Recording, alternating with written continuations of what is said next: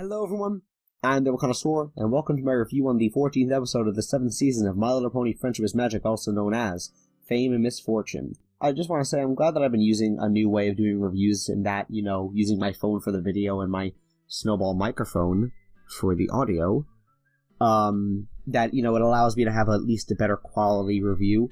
I'm not so fancy with the background, I'm sorry. But anyway, on to the review. This episode was a mixed bag for me because I had relatively high expectations, yet I did not really get what I sought. And it really had a sour taste in my mouth at the end. It had a very good moral, very good animation with the faces, a very good song. Very unexpected one too, because there was no introduction with music, it was just there.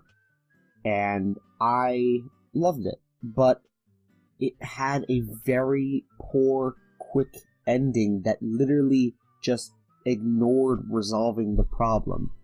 Now, I'll go back to the beginning of the episode, which involves two new characters, whose names I'm trying to remember. I believe it's Tularula and Coconut Cream or something like that. Basically, these two little filly ponies who were friends were fighting. Twilight helps them out a little bit, but you see that they're still fighting throughout the episode, and I'm glad that it's not the kind of case where, Twilight helps them and they're on their way. They come back, and they're a big part of the ending. We see that Twilight says something that even I remembered was from a previous episode, and she goes into her castle and finds the journal that all of the main six were writing in, and here's roadblock number one. Okay, the book was very old looking, and they even obviously, said that it looks very old, and you can see it.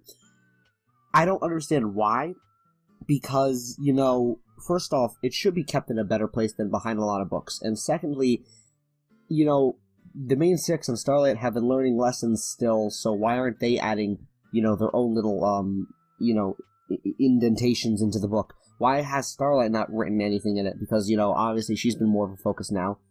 It's a little upsetting to see that it's, all old. I like that they're bringing it back. I like that Twilight even has the idea of making new copies for the main six that are all brand new, and it's nice that they have a spell for that, but it's just a little saddening. Basically, Twilight has the idea of promoting the book and basically sharing it to everybody in Equestria so that they can, read the friendship lessons, learn the lessons, and have a good refresher in their head about, whatever they're going through in life, if they have any problems.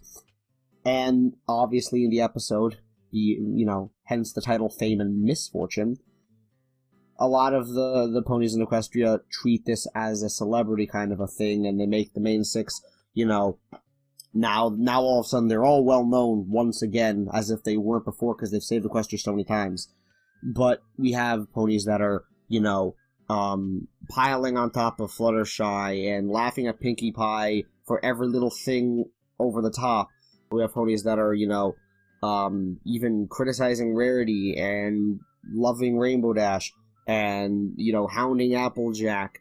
And the FiM basically, it's not like the FiM getting to the main six's head, it's the illusion of FiM getting to all of the citizens of Equestria's head. I do have a problem with the fact that, other than the ending of the episode where the two fillies who are now friends because of the book are the only ones that we see that really had a positive impact because of the book, I don't understand why so many, it seemed like 99% of Equestria when they saw the book, read it the wrong way. Are you telling me that in that crowd of ponies around Twilight and the main six near the castle at the end of the episode, you're telling me not one of them, had a positive impact of that book? They were all treating him like they were such big shots, which, yeah, they are. They're well known. They're famous. And, it was a little saddening. And that was sort of adding to the sour taste in my mouth. A lot of the scenes were pretty, comedic in the sense that, we saw the main six doing things that, involve these critics. I liked Fluttershy standing up for herself, and Fluttershy even says towards the end how she doesn't want to have to defend herself every second and that she's going to explode if she keeps doing it. And that's relatable, Fluttershy has improved a lot, and Fluttershy stood up genuinely the first time in this episode. But, you know, you can't always be like that. You know, too much of anything is too much of anything. The scene with Rarity going freaking cuckoo was, you know, really entertaining in the sense that, you know, the animators had fun with it. You could tell with their faces. We had a meme face with Twilight, with I think it was Rarity, or Applejack just slamming the door in Twilight. You know, we had some good faces, I'm not gonna lie. Reaching the end of the episode, we see that Twilight is really trying to push hard on the fact that the book is meant to not allow the citizens of Equestria to see the inside of their lives and witness and read all these events that have happened that they don't know of and see the flaws that they learned.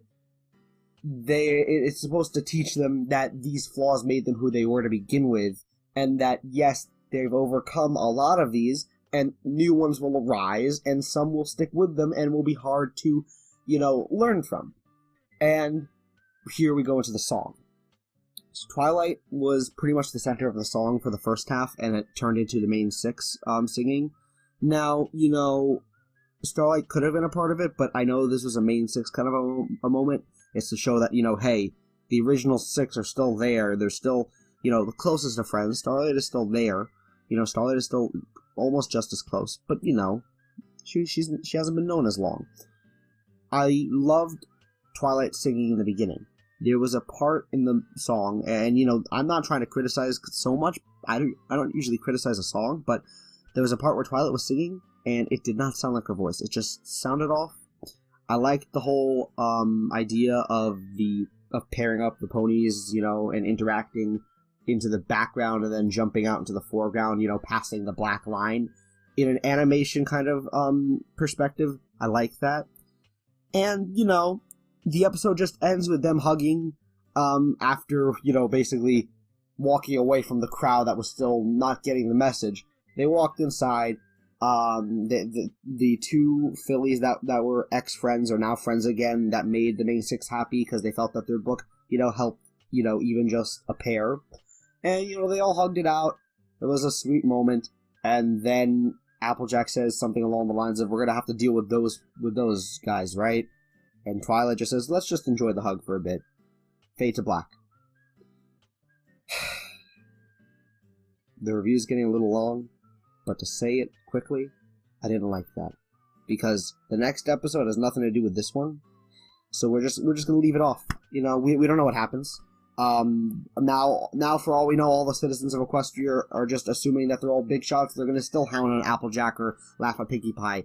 I don't know how they're gonna resolve the situation. That song was a pretty empowering one, so I don't know what they would do to really, you know, convey the message that the book, the Friendship Journal, was supposed to just help show that flaws make you who you are, and you can learn from them, and you can form bonds from them.